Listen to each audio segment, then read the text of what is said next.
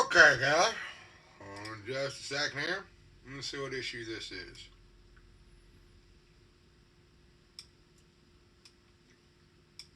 We are going all the way back to Dragon Magazine of Al-Qadim, City of Delights, Walden Books. July 1993. Where were you in July 1993? We had just literally moved back to Bastion. Yeah, literally.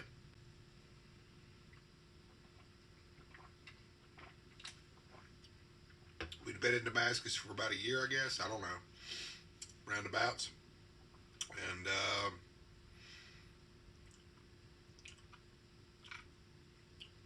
went back. I started school at Rocky Gap. Yeah. That summer, September is when I was introduced to Dragonlance. So, yeah, I'm going to pull up that issue here in a minute. All right, what do we got here? The roll of computers. I like pulling up some of these letters. Let's see here.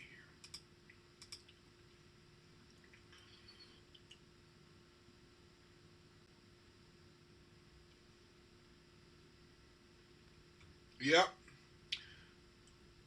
A misfit character. This level of handicap, in other words, a handicapped character. That's what they're talking about.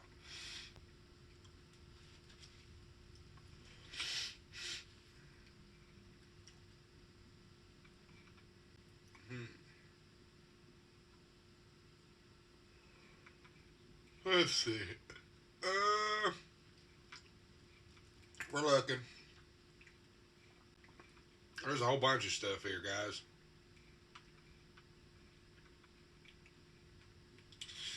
So you want to be, Eastern Role Playing Clues for Western Minds and AD&D Oriental Campaign. So they were aware of it. Okay?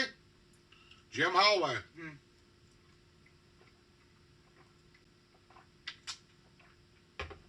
Yep.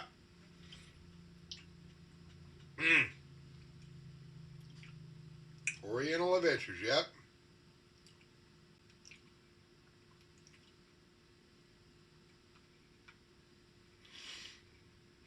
Let me find the one about the DragonStrike. I gotta find it again, but look at that illustration. That's just something one-off coming this summer. Mayfair Games. I'm assuming if it was Mayfair Games, they were probably out of England. This seems to be the whoever, because most of the addresses in these ones that I seem to be pulling up are all English addresses. So I'm assuming whoever did these, they had gotten the UK print of Dragon Magazine. These damn. Look at these illustrations. Yeah. To all a good night. Nightly orders and AD&D games. For you guys who are wondering where I'm getting these from, go to Internet Archive. Okay, type Internet Archive and Dragon Magazine. I'm pretty sure you'll be able to find it. They got thousands of PDFs there for Dragon Magazine. These are out of print. Okay, they don't print these anymore. Okay, nobody can really own these or sell these because it was a monthly publication and there's not really anybody that owned it. Okay, it was TSR's publication. You can look that stuff up. I don't think they're ever going to be able to try to take that down because this ain't available anymore.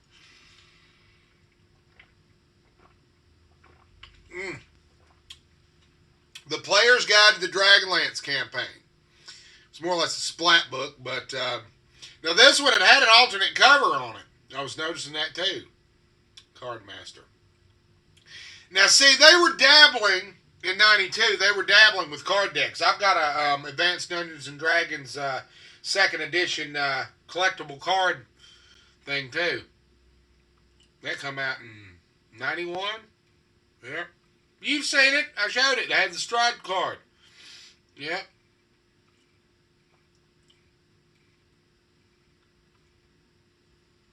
Here we go. DragonStrike. Yep. It's an ad for DragonStrike. Yes, I have it. I'm sitting here looking at one of the maps right here. Yep. Alright. The DragonStrike game. The Making a Man Scorpion and more. DragonStrike. Yes, I've got one of the boards sitting here. I got it sitting over there. I own this thing.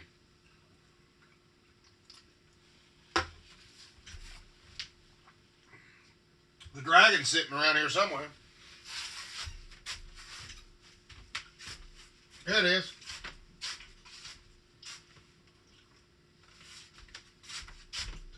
Yeah, here's the dragon from it.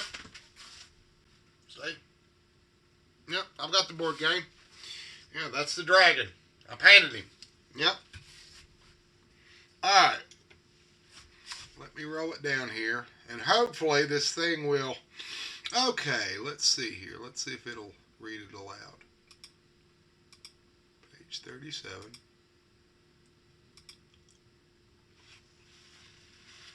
I hope so. F all those of you who haven't purchased the DragonStrike game yet, let me touch on one of the most interesting features of this TSR fantasy game. This is a fun, fast-playing board game with role-playing elements. I believe that all regular Dragon magazine readers will find this game well worth picking up in their local toy or hobby stores. Although the game boards, miniature figures, and 16-scene iOS are highly enjoyable, the real worth of this product lies in the 33-minute long hyperreality fantasy video that comes in every box. What in the world is hyperreality? You very reasonably ask. That question is best answered by starting at the game's beginning. Sometime last year, the people here revived a very old idea, a concept that had been kicked around TSR for years. Wouldn't it be cool to hook up a video with a role-playing game? Was the Q's tie on? The answer was always, yes, it would be cool, but it would cost a lot of bucks, and who would we get to do it? Then, last year, things changed. TSR had grown enough to afford the time and effort of developing a video, and we had access to experienced people we could trust to get the work done. The people doing the technical work for us were Flint Dill, Peter Silver, and David Hamby. Flint, who lives near Hollywood, has a list of animation credits longer than my arm. He put together the first script and directed the actual filming of the project. Peter has a list of interesting film credits a mile long and was in charge of bringing together all of the actors, film crew, and props that would go into the making of the video. Then there was David, who works for a company that got its start by colorizing old black and white movies. His computer skills and his company put the wonderful special effects touches into the video. Right about this time, you might ask where a boy like me from the rural farmlands of Wisconsin fits into this picture. I was the technical fantasy expert. Even though the game wasn't firmly based on the D&D or AD&D fantasy rules, I was the one who was supposed to make sure that the wizards didn't use swords and the warriors didn't cast magical spells. It made me nervous from the beginning. So, how does one start making a fantasy action video? One must start with a script. It was Mr. Dill's job to put together an interesting fantasy treatment. Work on this started in June 1992, but things really got going during the 1992 Gen Con Game Fair. While most people were having great fun role-playing, board gaming, and buying things at the convention booths, Flint, myself, and a few others were locked up in a hotel suite, wrestling with the questions that needed to be answered to finish the script. Everyone realized we were up against horrible deadlines. TSR wanted to display the video at the Toy Fair show in New York in March 1993. Because of this deadline, poor Flint had to rush together a script in less than a month. All good old Jim had to do was to say yes or no to questions about armor or magical items, but poor Peter had to put together a film crew and studio location, and poor David had to teach all of us the things we needed to know to match computer scenes and backgrounds with live actors doing their thing on a sound stage. This last was the key to the entire affair. There would be no filming in far-off Irish castles for us, no 100-mile pans back from huge canyons or faraway forests. All of the action would happen in a film studio with the walls painted white. When we needed a vista, it would be supplied with the help of computers. Whether we needed a stroll through a marshy swamp or a walk through a wall, the computer would help us put together the effect. It was a fashy fascinating process in which I was proud to have a small part. It was planned that I would come out to the shooting in Hollywood on the day before everyone started rehearsals. Then Peter gave me a call and asked what I really wanted to do in the actual product tie-on process. I said that I thought I could best make an impact on the costuming. Peter calmly said, "Well, then you have to come in much earlier." I should have realized then what I was getting myself into. I found myself on a plane flying out 4 days before I was expected. Costumes are picked out long before the actors start acting. Hollywood is a big and interesting city, and I discovered that it is filled with lots of places that rent medieval dresses, armor, and materials, all of which we needed to put together our fantasy epic. You would be amazed at the things we had to look through to assemble the outfits for the video. The actors and actresses helped as well, because they wanted to look as good as possible. But it was the mighty efforts of 2 lovely costumers who allowed us to have the dynamic appearance we did on this video. I can't say enough about the hard work they did in last-minute sewing and stitching to make everyone look good in front of the camera. Then there was the makeup. Peter found some unbelievably talented people to put the necessary makeup on everyone. I took TSRS art books and AD&D collector cards, and from these we got some great effects. One of the collector cards had a strange green band on the eyes of a wood elf. We used this pattern on our elf, and it looked great. Another collector card had a coyote pelt on a magic user. An actor found a coyote pelt, and with the help of our costumers, we had a headdress for our wizard. But the real makeup work came in creating our man Scorpion. During one scene, a terrible monster was to try to kill all our heroes. There was a lot of debate over what that creature would be. It was finally decided that a half-man, half-scorpion would be great. David and his computer crew said they could join the 2 images together. The makeup people were able, after 4 hours of work and lots of airbrushing, to turn an actor into a fierce man scorpion. In front of the camera, the actor roared and twisted his face as would the grim monster. It looked spectacular. Then the computer people took the film of his body from the stomach up and joined it to the body of a scorpion, creating one of the most impressive scenes of the movie. The makeup crew also applied great fake tattoos to the magic user. These became the basis for an interesting special effect produced by the computer people, who made the markings on the mage's face appear to move with a magical will of their own that was fantastic to watch in the close-up scenes. Then there were the stunts. Now, you wouldn't think from looking at me that I would have much to do with the stunts, and you correct. But I was involved with putting some of them together. We had some interesting questions to answer on several different occasions.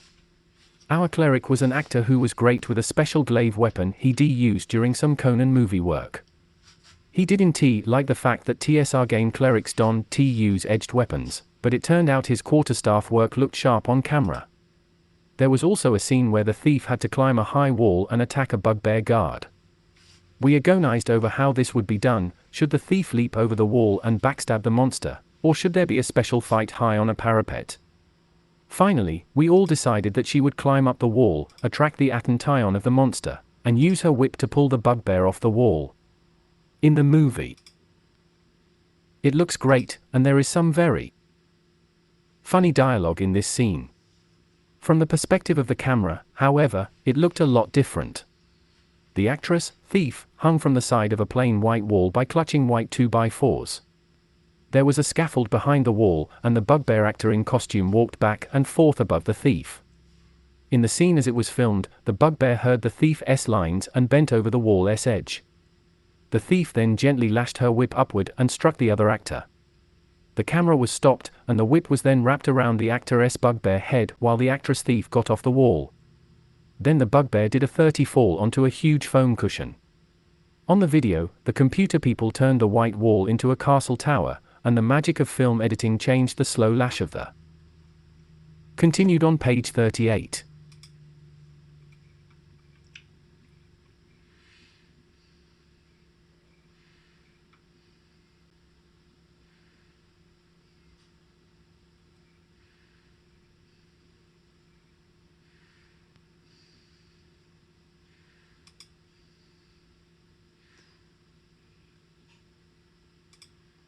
Point if the caster dies and is not raised or resurrected. What happens when you put a bag? What would happen if you put a bag?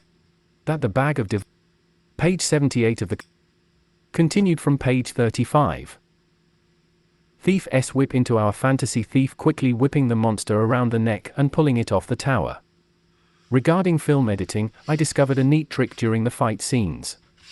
When the director, Flint, or the producer, Peter, wanted the swing of a sword or mace to seem a little more deadly, all they had to do was take a few frames of film out of the swing. The entire thing then sped up and looked great.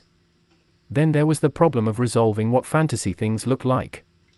Imagine getting asked questions like, what does a dragon in flight look like? When a dragon breathes fire while it's flying, why doesn't it run into its own flames? Can you tell from looking at a hammer if it's magical?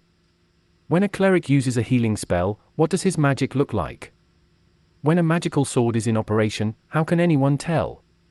When an evil wizard uses magic to stop arrows and spells from striking him, what happens? This went on and on from morning until late into the night, with no sign of stop. Excuse me. I still wake up screaming from the memo Reese. The fantasy questions I was asked on a non-stop basis were all very logical and important to the story. Lucky for me, I have a fairly good imagination and was able to answer them all.